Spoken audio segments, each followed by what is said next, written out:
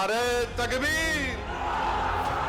Mister Modi, आप अंबेडकर के पैर की धूल भी नहीं है, इस बात को याद रख लो आप। नरेंद्र मोदी जी, आपकी पार्टी के लोग कह रहे हैं कि रिलीजियस वॉर शुरू हो जाएंगी, मजहबी जंग शुरू हो जाएगी।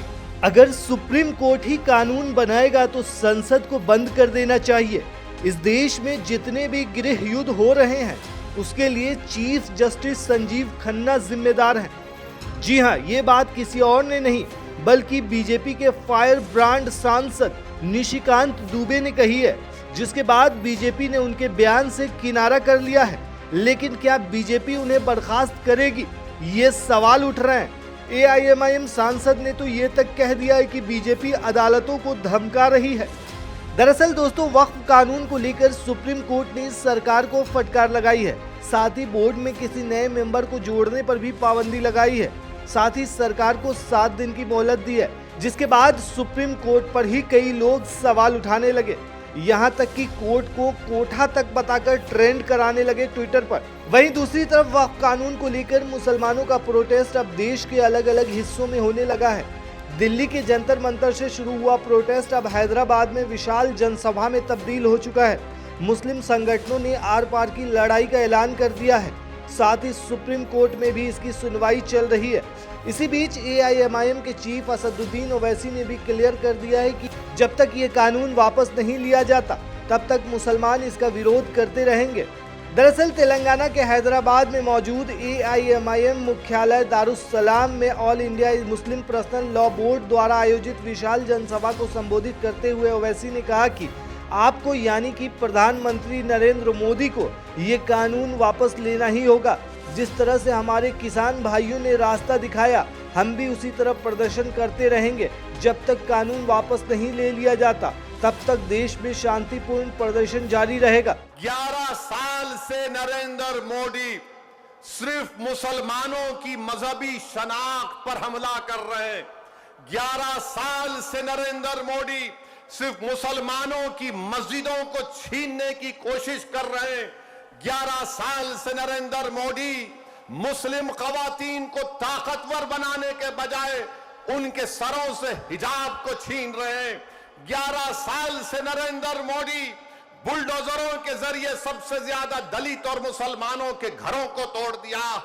अब यूनिफॉर्म सिविल कोड के नाम पर हमारी शरीयत को हमसे छीनना चाहते हैं।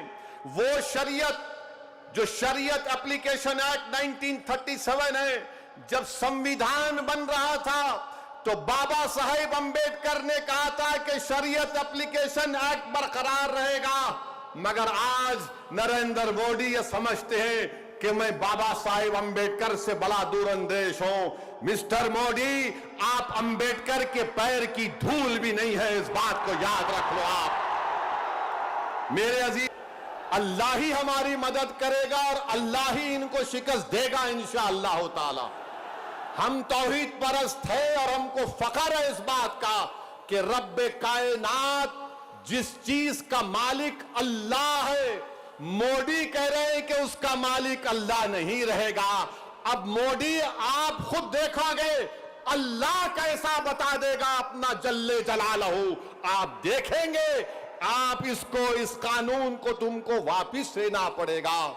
जिस तरह हमारे किसान भाइयों ने हमको रास्ता दिखाया, हम उसी रास्ते पर एहतजाज करेंगे।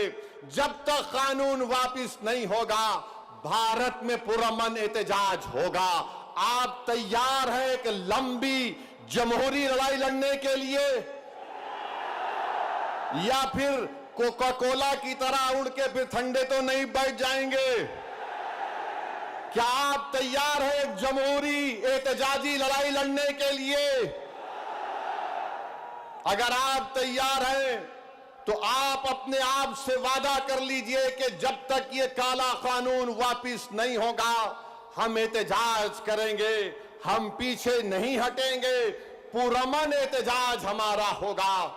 याद रखो मेरे अजीज दोस्तों और बुजुर्गों, हम अल्लाह जिस जमीन का, जिस जायदाद का मालिक है, उसकी हिफाजत के लिए आगे बढ़ रहे हैं। ये कोई सियासी पार्टी का एहतजाज नहीं है, ये इलेक्शन के वोटों को बटोरने का एहतजाज नहीं है। जिस चीज का मालिक है उसकी हिफाजत करने के लिए एहतजाज हो रहा है।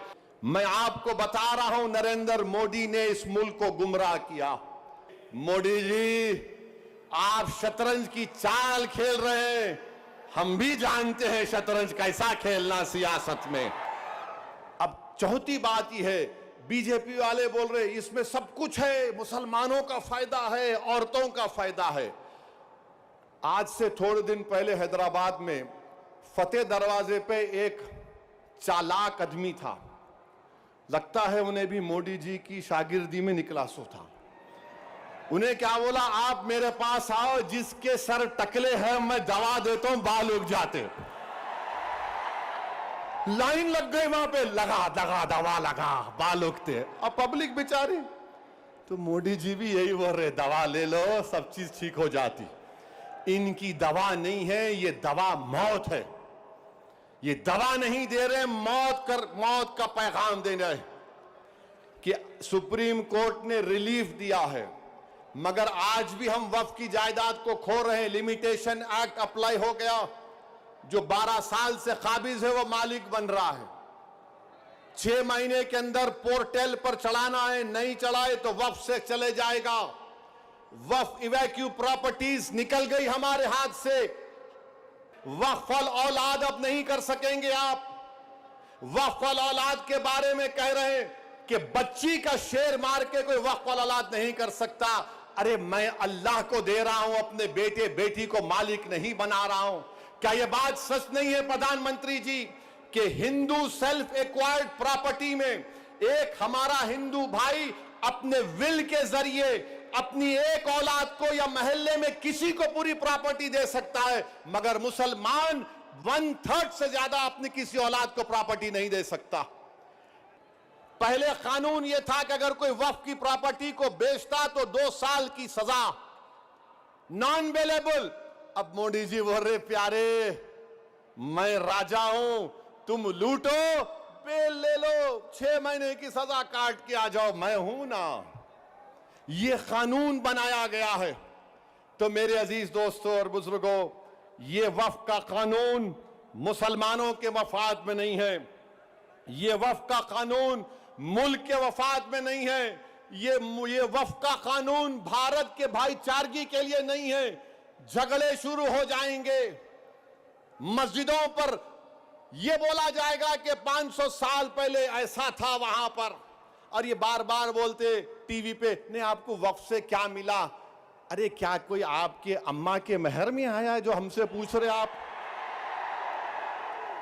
वक्फ से क्या मिला क्या नहीं मिला। हमारे को हमारी आखिरत मिलती वक्फ को बचाए तो। कि अब कोई ये कह रहा है कि चीफ जस्टिस के फैसले के बाद इस देश में मजहबी जंग शुरू हो जाएगी। नरेंद्र मोदी जी, आप इख्तिदार पर हैं, आपकी पार्टी के लोग इस तरह की बात करेंगे।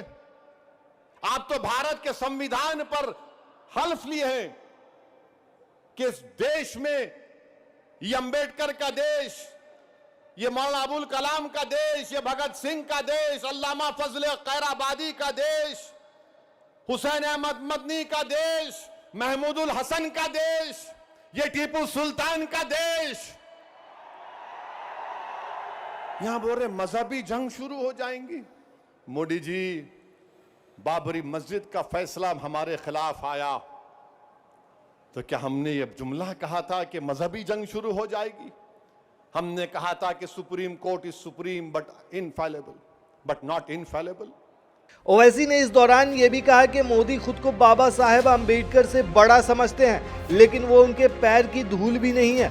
उन्होंने लोगों से वक्फ बिल के खिलाफ लामबंद होने की अपील करते हुए कहा कि जिस चीज का मालिक अल्लाह है, आज मोदी कह रहे हैं कि उसका मालिक अल्लाह नहीं है। उन्होंने प्रधानमंत्री मोदी पर निशाना साधते हुए ये भी कहा कि पिछले 11 साल से मुसलमानों पर योजनाबद्ध हमले किए जा रहे हैं। उन्होंने आरोप लगाया कि मोदी सरकार मुसलमानों की जमीन और मस्जिदें छीन रही है, बुलडोजर की राजनीति से मुस्लिम इलाकों को निशाना बना रही है।